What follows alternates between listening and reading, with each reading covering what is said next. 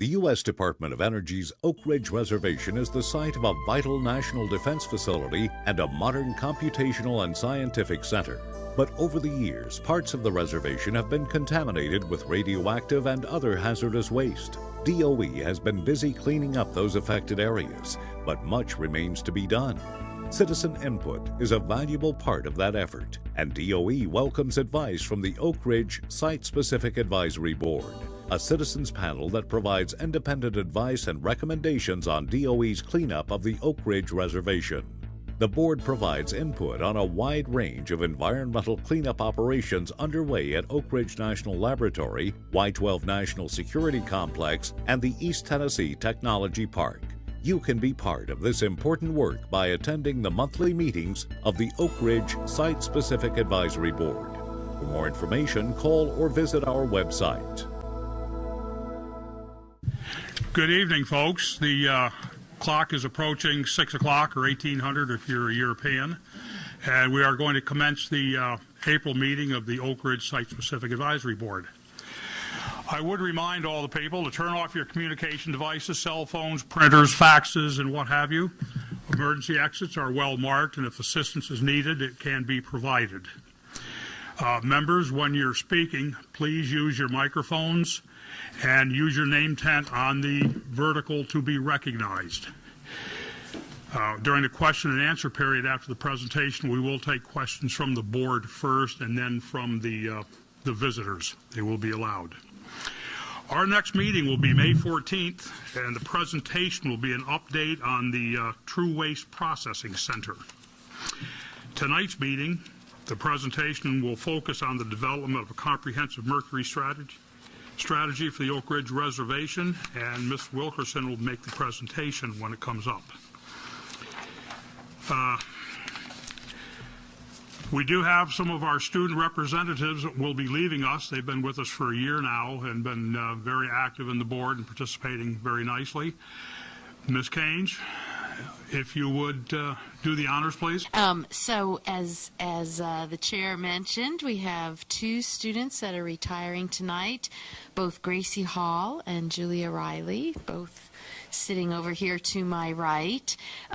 Just a little bit about each of their futures so that you know what they're headed off to do. Gracie is graduating from the Oak Ridge High School in just a few weeks' time, right? Yep. And as indicated by Gracie's T-shirt there, she's been training in martial arts for the last couple of years, and she has a blue purple belt in Filkinjutsu. Thank you. And so Gracie plans to continue training and teaching various forms of martial arts, so that's very laudable.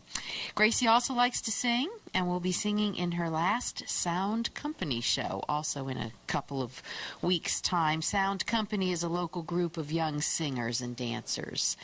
And I understand, Gracie, you'll be attending UT Knoxville this fall, and you'll be in the honors program. So congratulations to you for that. You have an undeclared major, but are thinking about perhaps doing something in the environmental science field or criminal justice.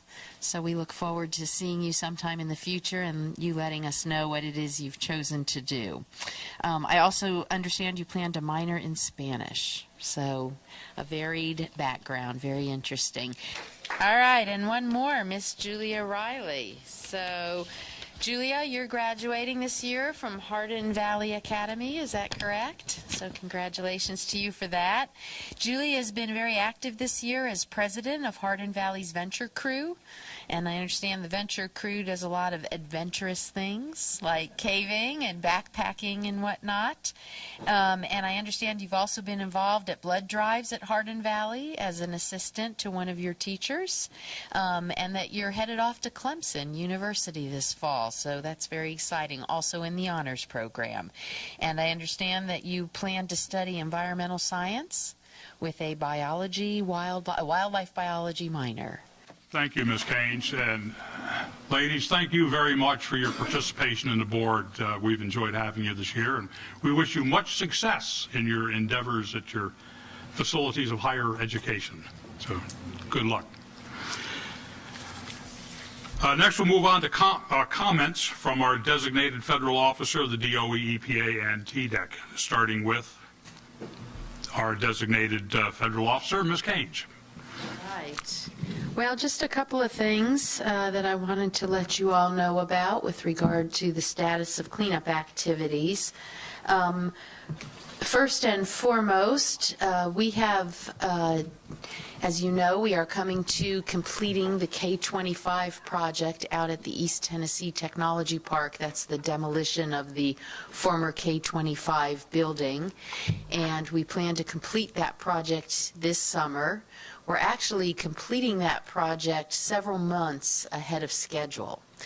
And because we are not yet ready to move to begin with demolition of the K-27 building, we have decided to go ahead and tear down the K-31 building in the interim. So that's wonderful progress and very good news. The K-31 building is empty of all equipment, and so it is in a near-ready stage to be torn down. And because of this change in sequencing, we'll be able to retain all of our cleared and trained workers, as well as all of the heavy-duty equipment that we have at the site, without having to release any of that. And so that's very good news, and something that I wanted to share with you guys.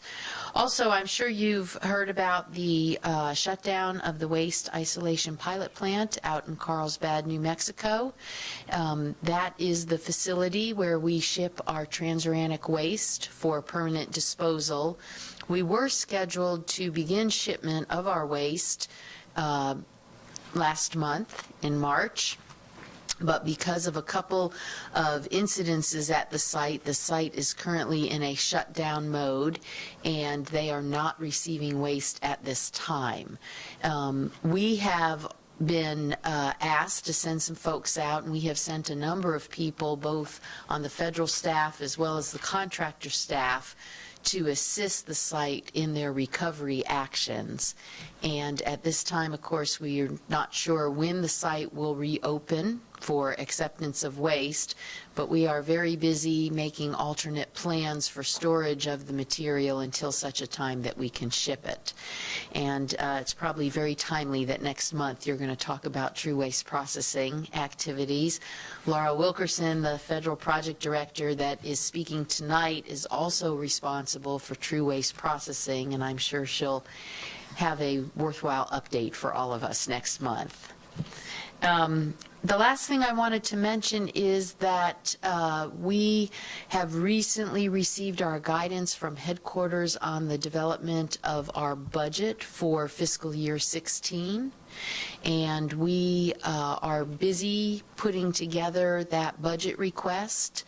I had a meeting this week with some community representatives that have offered to hold some sort of community workshop to focus on the budget formulation process and on DOE's long-term and short-term plans. And I've suggested, of course, that they contact the site-specific advisory board to talk about how you all may also participate and be a part of that workshop. So, David, you will probably receive a phone call from someone to talk with you about a community workshop in May of this nature. Well, thank you for the heads up. Yes, yes. Tell them please leave a voicemail, so I don't think my phone is muted. I will do that. Thank you. I will do that. And that's all I had for tonight. Well, thank you, Ms. Gaines. Department of Energy Environmental Management, Representative Mr. Adler. I have nothing to add this month, so I'll pass it to John. All right. EPA is on the phone up. Chloe. Yeah, do you hear me okay? Oh, okay. Yes, sir, we do. Yeah, this is Jeff Crane calling from Atlanta. And the only thing that I wanted to mention was that, and I think Sue covered this, I was having a little bit hard time hearing you, Sue, but the budget request guidance is in from headquarters for FY 2016. Is that what I heard? Yes. Okay, and it sounds like a workshop is being developed to evaluate that information and confirm our priorities for cleanup and milestones. I assume is the follow-on business from the March meetings we had. So I had not heard that the budget guidance was made available. Is there a time frame in which DOE has to provide, Oak Ridge has to provide their budget request? Yeah, just for clarification, Jeff, we've received guidance from our headquarters on the parameters for development of our budget request. We have not received our targets. Okay. And the workshop that we've been asked to help put together is a workshop with the community representatives to talk about our short-term and long-term priorities and how they will be addressed in our budget request. So it's not, we're not yet at the point in the budget formulation process that you are probably thinking. Okay. Yeah. And that's really all I had. I just wanted to mention that we were still participating with DOE and TDEC on the budget process and updating milestones accordingly. Okay. Is that all, Jeff? Yeah, that's it. Okay, great. Thank you very much. Appreciate your participation via phone. Tennessee Department of Environmental Conservation, Mr. Owsley. Thank you, sir. I did want to bring to everyone's attention that the Tennessee Department of Environment and Conservation Bureau of Environment is undergoing a reorganization. It's referred to as Technical Track. And it has recently been implemented in our office here in Oak Ridge. I bring that up because change comes very difficult with the state of Tennessee, and this is one of those situations where we've been planning for 2 years, but the arrangements came fairly quickly in the last couple of weeks. We reassigned several people and will eventually reassign all staff. The purpose of the effort is to reduce the number of supervisors and provide a career track for technical staff. And so we have made the selections and reassigned staff for our manager positions, and we'll reassign the remainder of the staff as either consultants, depending on their pay grade, or scientists or engineers, environmental engineers. And I bring this up because it has been in the last 2 weeks a fairly tumultuous time, and so if there's any questions about what's going on with TDEC DOE oversight, I would be more than glad to try to answer those questions. Yes, sir. Well, I do have a question. John, will you still be representing TDEC at these meetings? That may change. I will remain in my position as director of the office. However, there have been changes within the management structure of the FFA grant as well as the monitoring and oversight grant. Those are the two grants that the Department of Energy provides to the department to support our office. And as a result of that reassignment, there may in fact be a different person sitting in this chair, but I will introduce that person if that change were to come. But if you're asking about my job, no, I was asking about your position, John. That hadn't changed. Actually, I sit in an executive position, and which means I serve at the pleasure and could leave tomorrow. The reorganization is for our civil service staff. So. Well, thank you. Yes, whoever would take your position would have some big shoes to fill. You've been a very valuable We asset. appreciate that. And they may talk a little more, though. Well, it's all right. You're erudite when you need to be and quiet when prudence takes precedence. Okay, thank you, folks. Public comment period. Ms. Riley? The public comment period is now open. Are there any other members of the public who want to comment? All right. As a Citizens Advisory Board to the Department of Energy on environmental cleanup, we want to encourage the community at large to attend and participate in our board and committee meetings. If you are unable to attend, please send in your questions and comments to the address shown. Appropriate comments and questions will be read during the public comment section of the SSAB meeting and will be given the same consideration by the board and DOE as those given in person. Thank you. Thank you, Ms. Riley. Next, we're at the time of our presentation. Mr. Hicks, would you please introduce our presenter tonight? This lady wears a lot of hats, as you've heard, and it's not surprising considering her expertise. Laura Wilkinson. She's the Portfolio Federal Project Director for the Y-12 National Security Complex, where she's responsible for American Recovery and Reinvestment Act work with a total budget of over $630 million. And she's found time to be with us tonight. She also directs base environmental management operations with an annual budget of approximately $140 million. She's had over 20 years of experience managing and directing technical programs and projects.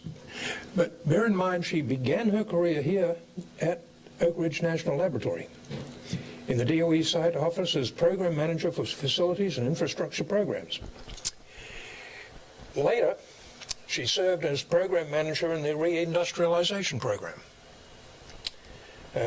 She's served as a technical advisor to the manager of Oak Ridge Operations, as the Assistant Manager for Oak Ridge Nuclear Energy Programs, and she's here tonight to speak to us about the Mercury programs as they are evolving. Laura, it's a pleasure to have you here, and we look forward to hearing from you. Good evening. She's on? Okay. I appreciate the introduction and the opportunity to be here again to update you on our Mercury strategic plan. Before I start the update on the strategic plan, I would like to go over a little bit of background about the mercury contamination at Y-12 for the benefit of those of you that may be introduced to the subject for the first time tonight. So for those of you that have heard this before, please bear with me. I'll try to go through it quickly. But I think it's important to give everybody a perspective of the mercury contamination challenge at Y-12. So this is just the map of the reservation, Y-12 right here, the closest of the three sites in proximity to the city of Oak Ridge, and I guess northeast of the reservation. The mercury contamination at Y-12 resulted from historic operations that took place primarily at the west end of the plant in three large buildings that we know as Beta 4, Alpha 5, and Alpha 4.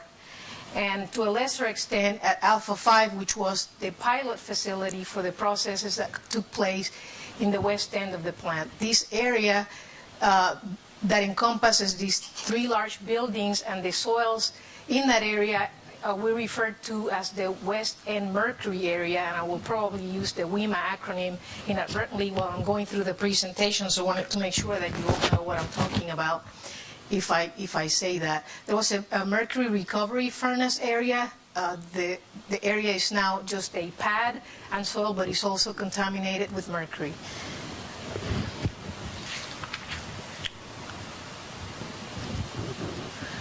So basically from 1950 to 1963, very large quantities of mercury were used in those facilities to separate isotopes for weapons production. In fact, about 20 million pounds of mercury were used. Of that, an estimated 10% or 2 million pounds was reported as unaccounted for, and of that, an estimated 700,000 pounds is believed to have been lost to the environment, and that's to air, surface water, soils, and sediments. This is a map of the Y12 site, and it is intended to highlight the areas of mercury contamination. As I indicated before, the West End Mercury area, including the building structures, the substructures, the soils underneath and around the buildings. This orange line is the storm sewer system that is also serves as a vehicle for mercury contamination to surface water. The 8110 area, which is the area that I spoke about that had that furnace in it. Again, Alpha 2, the pilot facility. And to make a couple of important points, the main issue that we need to address is mercury in surface water, because the storm sewer system that discharges water from this area converges in outfall 200, and that becomes the headwaters of the Upper East Fork Poplar Creek, which exits the plant at Station 17 and eventually ends up in Poplar Creek and the Clinch River.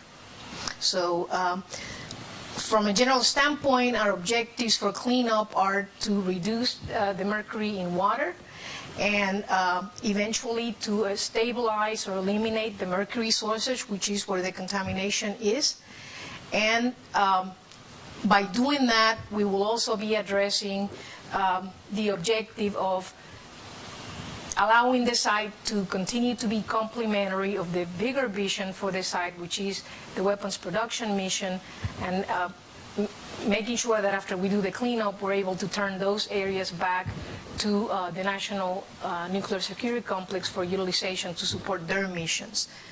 And also, most importantly, the ultimate objective is protection of the environment. So, for the past year or so, we have been working with the regulators to update our plans for cleanup of mercury contamination at Y12. And we started with a draft mercury strategy that was submitted to the regulators in March of last year. We followed that with a workshop. It was a half-day workshop where we had EPA and TDEC, our headquarters, and our contractors, and we had really open and candid discussions about the mercury challenges and what the best plans might be to address those challenges. And we basically, everybody re-emphasized the idea that mercury contamination at Y12 is widespread and is a very complex problem, and it will require multiple set of solutions that are complementary, and it will require an adaptive management approach, because there's a lot of things that are unknown about how mercury behaves in the environment. So this strategic plan includes both near-term and long-term actions to address mercury cleanup. It is a living document, so we have committed that we will update it periodically as we learn more information and as we adjust our plans as a result of collaboration and working with the public. So this slide is intended to summarize the issue of mercury in surface water and mercury in fish tissue. And I'll start, and it's a complicated slide, and I'll just use it to illustrate a couple of points, so bear with me through that as well.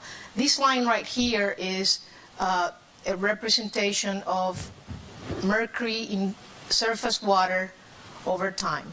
So as you can see, from the late 80s to the recent time, mercury concentrations in water have significantly decreased. So that's good news. You know, they used to be much higher before the 80s. We implemented a set of early actions, mainly implemented by the plant, and also some actions by EM. And as a result of those actions, we saw a significant decrease in mercury flux. Mercury flux is also variable depending on rain events. So there's some fluctuation attributed to that as well. So even though we have seen a significant reduction over time, if you compare what we're seeing, in recent days to what the standard for the recreational standard for mercury in surface water is, which is this blue line right here, we are several times above that standard. So that's why it's important to deal with the mercury that is leaving the site by addressing, what's happening with the water. This line right here, the red line, is the FDA fish consumption advisory. And this line right here represents the mercury in fish tissue over time. The FDA advisory is 0.3 milligrams per kilogram. As you can see, we're significantly above that over time. And interestingly enough, as we have seen a decrease in mercury flux in water, we have not seen a corresponding decrease of mercury in fish tissue. So, a matter of fact, it's actually slightly increased over time. So that's the big challenge that we have to address, is how do we affect a change or a reduction in mercury in fish tissue towards the FDA fish consumption advisory goal. And, I will talk about in later slides about the things that we're doing and the ideas that we have to try to tackle that problem. This is basically a representation of the standards for mercury in water as they compare to what we see as Station 17, basically what is measured that is leaving the plant. So this is the levels in average that are leaving the plant, close to, I guess, about 400 on average parts per trillion. The federal drinking water standard is 2,000 parts per trillion, so we meet that standard. The state ambient water quality criteria for aquatic life is 770 parts per trillion, so we meet that. However, we don't meet the state ambient water quality criteria for recreational use, which is intended to allow fish consumption.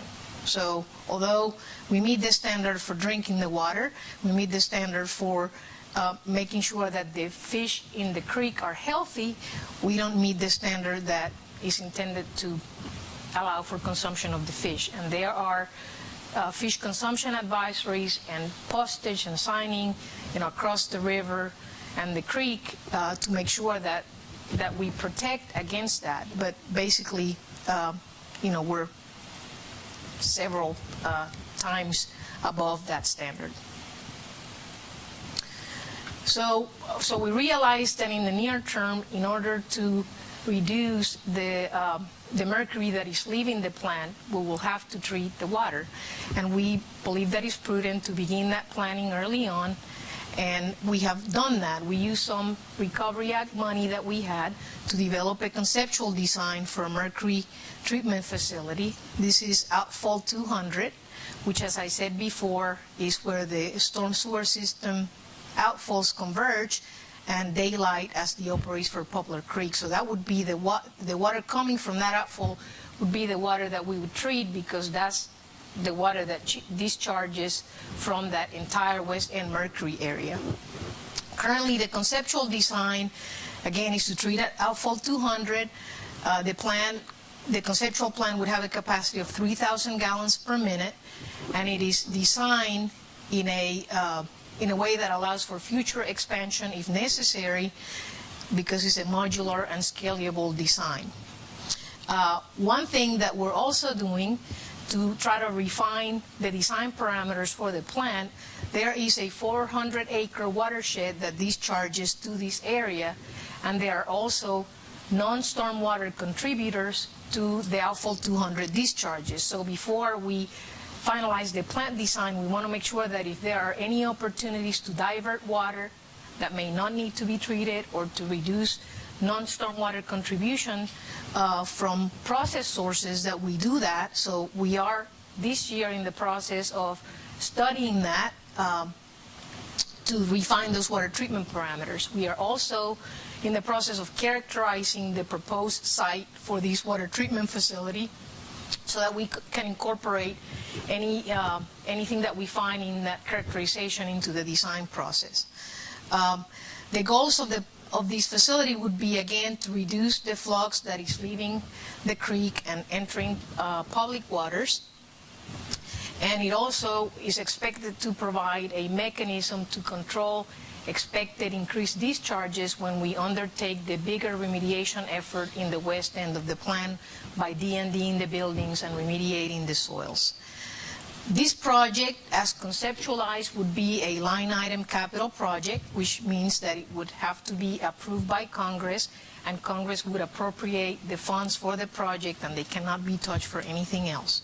So if the project is, ultimately approved through the construction phase, we will be able to, to progress without interruption as the project is funded directly. We are, again, in the conceptual design stage with the preliminary design plan to begin in 2015.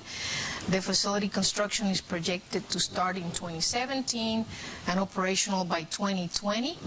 We did get some funds in 2014 for the preliminary design, but until we get the necessary internal approvals of the conceptual design, we are not able to utilize those funds. So we're in the process of going through all the things that we need to do to get that internal DOE headquarters approval and also the regulators' concurrence in our plans.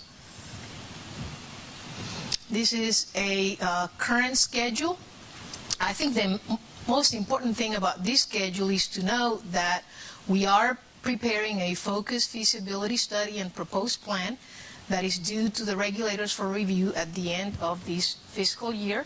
And after regulatory review and concurrence, we will issue it for public review. So we will get public input through this process, the CERCLA process, before we start the preliminary design for the facility.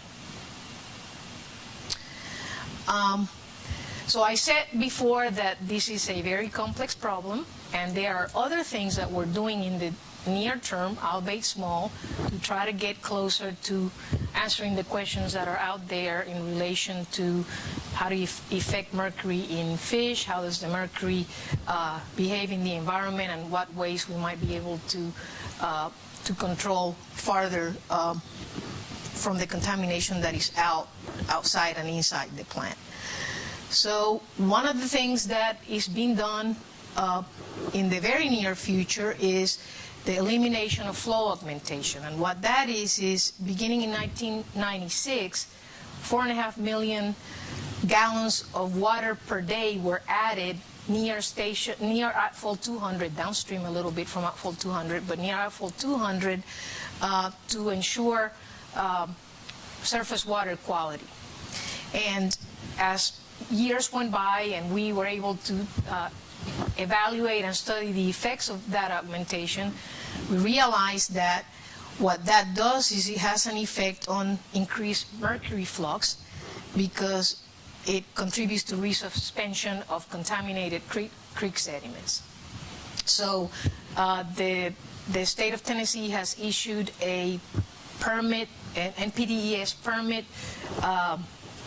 a revision, if you will, that basically directs the department to eliminate that flow augmentation, and we expect to see a reduction in mercury flux as a result of that, and that is expected to happen, I believe, in May. We are also doing other field studies, mainly through our contractor UCOR by the Oak Ridge National Laboratory, working as a subcontractor to them. There are fish mercury population studies and studying mercury in fish trends. Studies of the methylation process, those are primarily funded by the Office of Science, not by the Environmental Management Program. They have a program at the laboratory to study how how mercury methylates in fish. And they had a recent breakthrough a year or so ago where they're able to advance their knowledge about how that happens. So hopefully that will yield fruit for us in the future. But those studies are continuing, and methylation is important because the methyl mercury, the mercury that converts to methyl mercury is readily ingested by the fish and is bioaccumulated, and that is the most toxic form of mercury, is the methyl mercury. So that's what we really need to effect. We are also looking at the lower East Fort Poplar Creek portion, looking at studying bank erosion, characterizing the sediments, and these are some pictures that show how they do that. They put cameras on this canoe, and that helps kind of study what's happening with the creek bank. And the creek bank has mercury contamination, and that contributes to the mercury flux in the water. So that's one area that we're looking at to potentially study or to continue to study and potentially take some actions on in the future. In collaboration with the regulators, we also have included in the mercury strategy some additional near-term studies leveraging the Oak Ridge National Laboratory resources to evaluate some ideas that the scientists have that could potentially yield good results if implemented, that will probably have a direct effect of mercury in fish tissue. Some of those things are evaluating eco-enhancements, basically manipulating the ecosystem to slow down or affect the methylation, so there's not much methyl mercury that the fish can ingest. Water chemistry manipulations, which basically involves, changing or adding chemicals to the water to see if that affects the methylation process. Stabilizing the sediment and the creek bank for the Lower East Fork, as I mentioned before, and stabilizing and or removing the sediments in the Upper East Fork Poplar Creek, which is inside of the plant area. And also potential reclassification of the Upper East Fork Poplar Creek as a result of water volume reductions. This is just a slide to show the entire approach for the near term, and I know it's hard to read, and I'm not going to get into it in detail, but basically this box right here includes all those studies that I just mentioned that we included in the strategy that we plan to conduct in parallel as funding permits. We do have some funding that was appropriated under a technology development account, and we're working to prioritize which of those studies might we do first that are the most promising. And then this is the design and construction of the water treatment facility. So the idea is that we would proceed with design and construction of the water treatment facility after getting the public comment period concluded and the regulatory approvals, and if that is the final outcome of that process. And in parallel to that, we would evaluate these other ideas and then evaluate additional expansion of the mercury treatment facility against those, and then make a circular decision of what other actions we might be able to implement in the near future that would basically have hopefully the biggest effect in mercury in water and fish tissue. In the long term, of course, I mentioned before that we have 4 very large legacy buildings. They're not operating anymore, but they're contaminated with mercury. Some of them other contaminants as well. And the goal is to de-empty these buildings for us to be able to address the contaminated soil underneath, and also to be able to update that area of the site to be complementary to the other modernized areas of Y12. And then we would address the soils either by stabilization or removal, depending on what the final decisions are. But that is planned, that's the long-term plan, and I'll show you the schedule for that later. Let's see, these buildings are currently within the protected area of Y12. We have plans to work with Y12 to try to get at least a couple of them outside of the protected area before we have to do the cleanup activity. But if that's not doable, that increases cleanup costs and creates other complications and challenges. So we really plan to work closely with NNSA and Y12 to make that happen when we need it. And again, the cleanup will be south of the highly enriched uranium storage facility that was constructed by NNSA in recent years. So it is an asset for their mission, and also south of the planned uranium processing facility. So there's a lot of activity going on in a congested area. Those are going to be challenges that we're going to have to deal with as well as we take on this cleanup. And finally, we plan to address sediments and both in the creek and lake reality. This is a schedule. It's an optimistic schedule because it's based on a $420 million annual appropriation, and we didn't get that this year. Also, we got a little more than that last year. But so it is optimistic in that regard. And as I mentioned before, in the near term, from 14 to 17, the focus is on the water treatment facility design and construction, those other studies that I mentioned before, a CERCLA evaluation, and then if we decide collectively with the regulators to implement any actions as a result of these evaluations, this would have the effect of pushing some of this work out. So currently, the D&D and remedial action is scheduled to begin in the, early to mid-20s and to be completed in the late 30s. So again, this would put, if we do any of these, it would push those things out farther into the future. So in summary, the strategy plan presents a phased approach to reaching the goals, including the in-stream ambient water quality criteria for mercury, which is the 51 parts per trillion.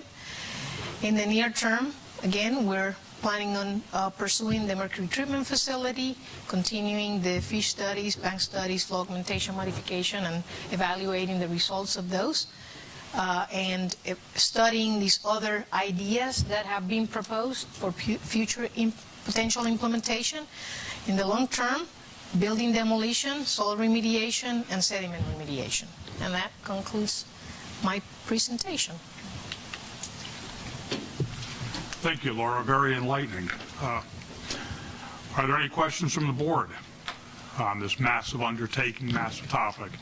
Mr. McKinney. Yeah, I got a question back to the flux issue that I was kind of interested in. You said the process flow and stormwater, you're trying to divert that around. Is that to reduce the flux, or is that just to separate out the mercury and have to deal with less water to treat and be more aggressive for that The piece? idea would be to reduce the flux that comes from outfall 200.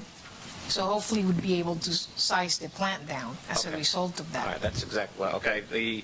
Glad to hear more about sediments. Maybe I haven't heard so much in the past, but that's really good that there's a definite plan to go after the sediment, because we got to get the head off the snake, and I get all that thing, but there's mercury doesn't go away very easily. Third, I'm just curious, lake reality, is that a natural lake, man-made lake? No, that is let me see if I get it right. It was intended to be a catchment basin. Is it lined? And it's basically it's closed, it's not used anymore, and it's a laboratory for mercury methylation. So is it lined? Right. Is it a holding facility, or is it just a man-made? Do you know the answer to that question? It's primarily used as an emergency catch basin in a spill or something. Okay, that's a good answer. Thank you. Ms. Riley. You mentioned eco enhancement, and I was just kind of wondering if you could elaborate on more of what that actually entailed.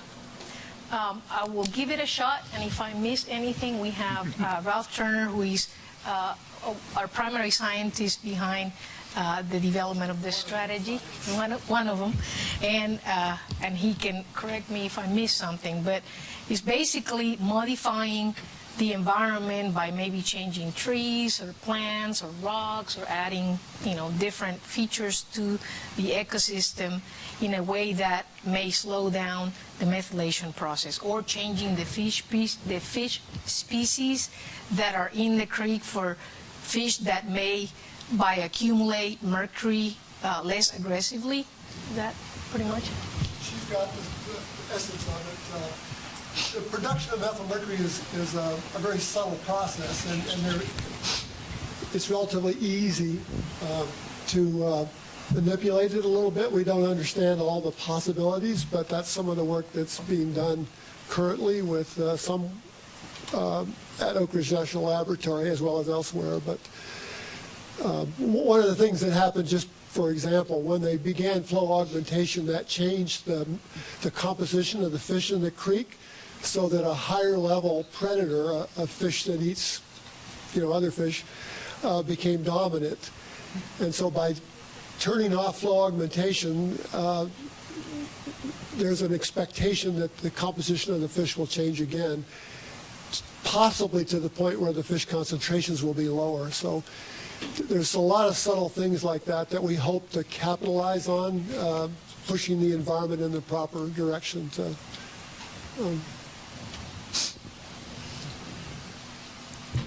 Thank you. Mr. Bell.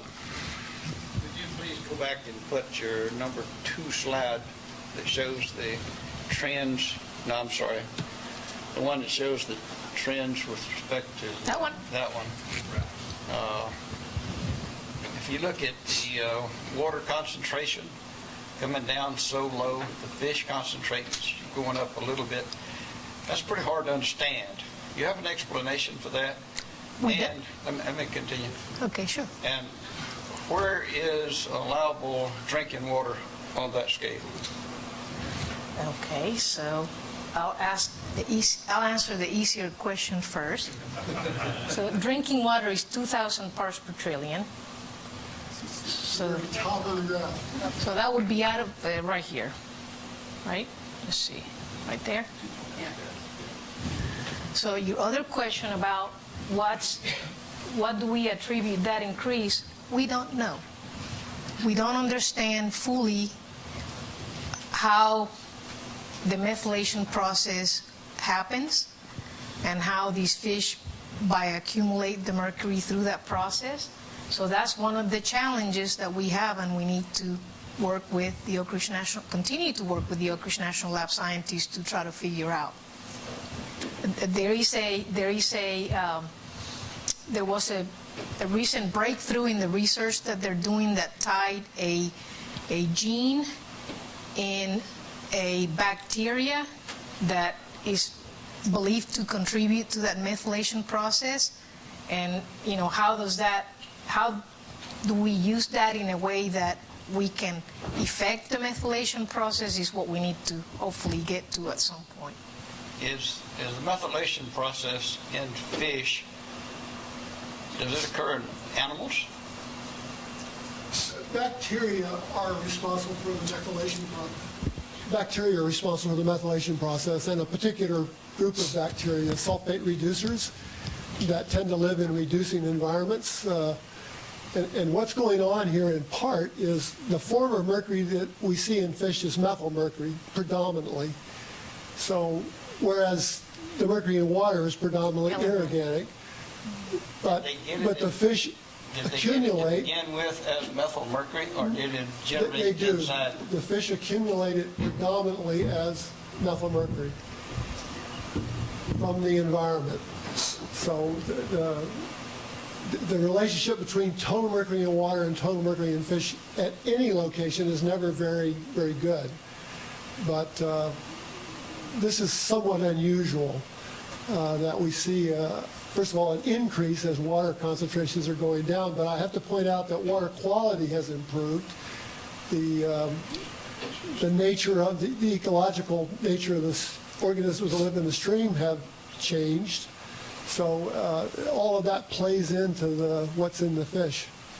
Well, I'd even suggest that going from a little below 0.8 to almost 1 is pretty insignificant. And I'd also suggest that that blue line coming down so dramatically must result from a lot of things, including shutting down the process.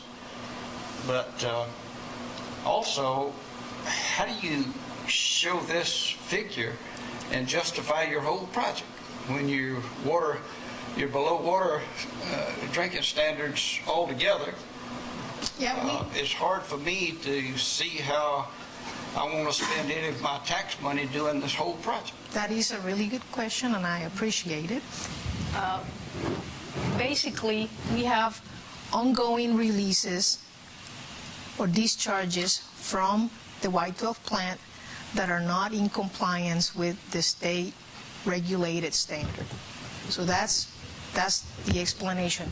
And that standard is intended to allow for fish consumption. Right now, there are postings that protect against fish consumptions, but the desire is not to rely on those forever.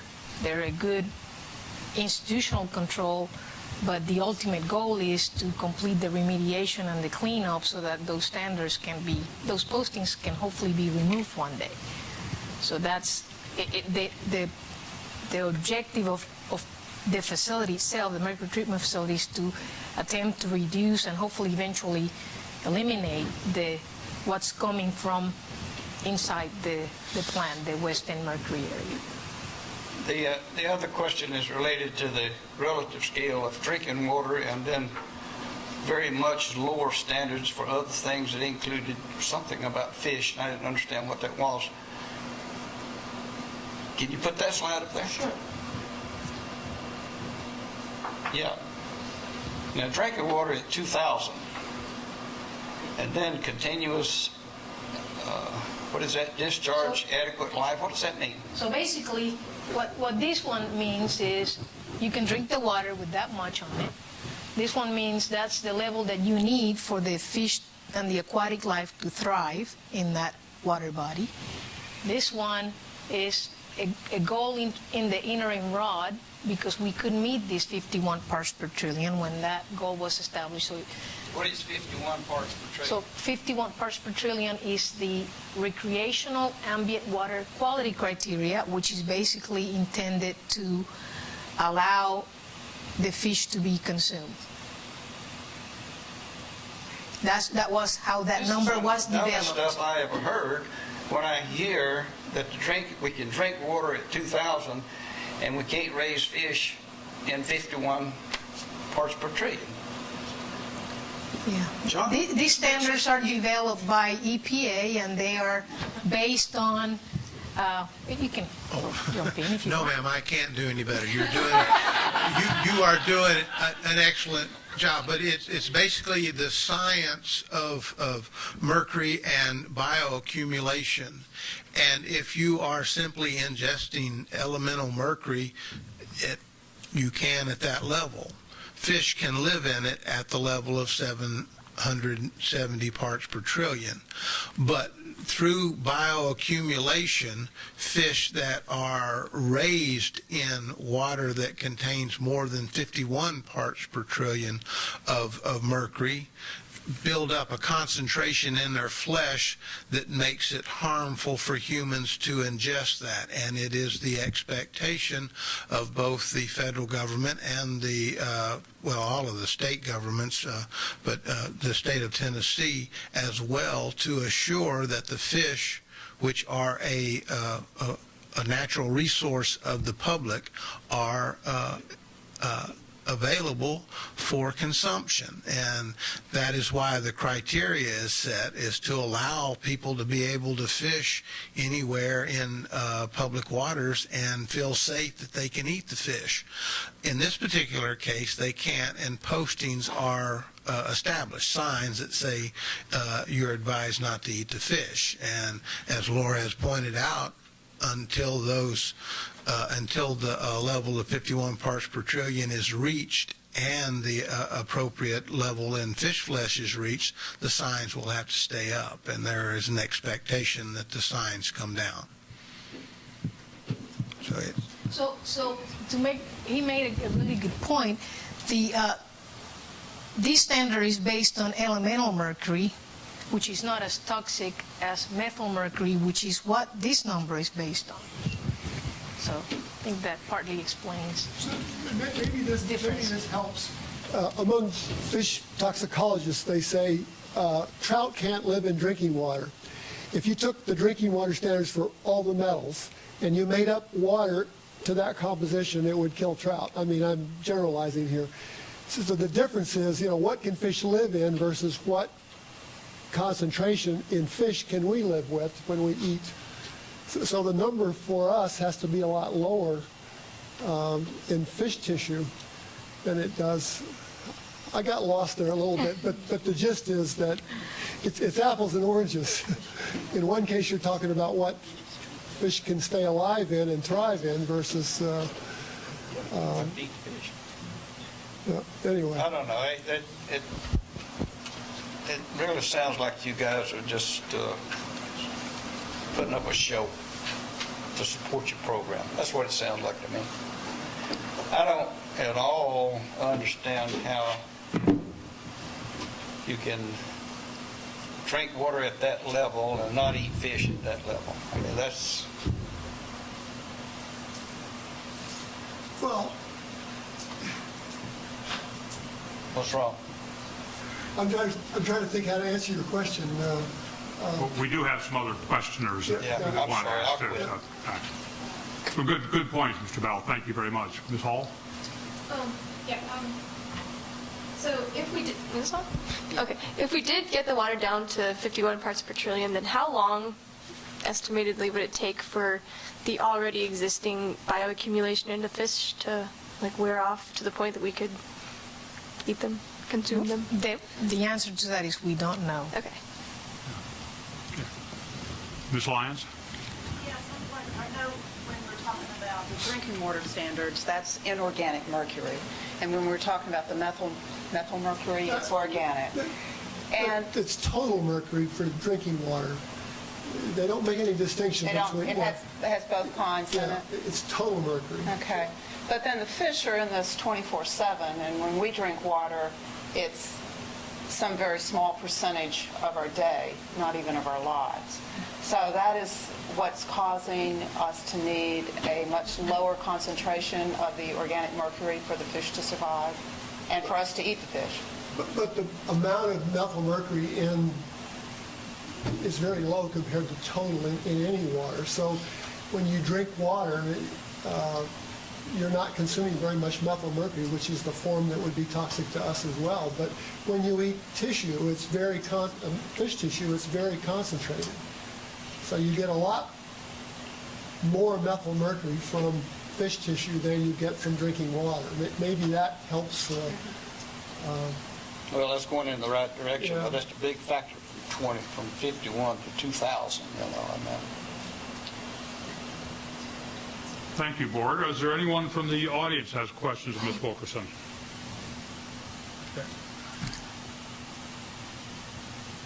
Laura, thank you very much for the presentation. Thank you. Appreciate it.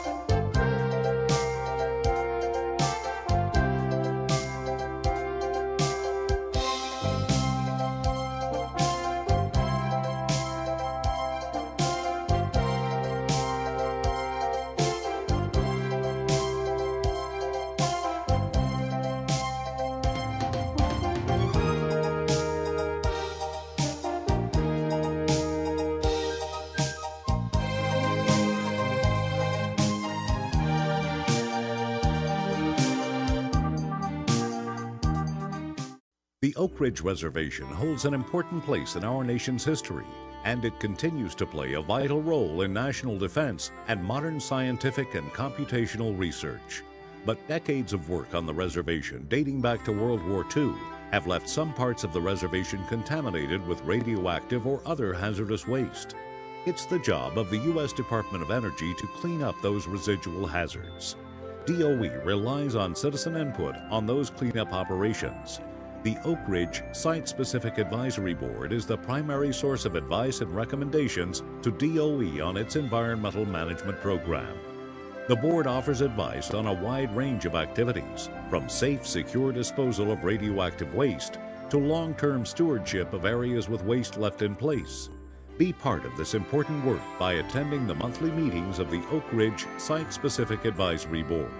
Call us for more information or visit our website.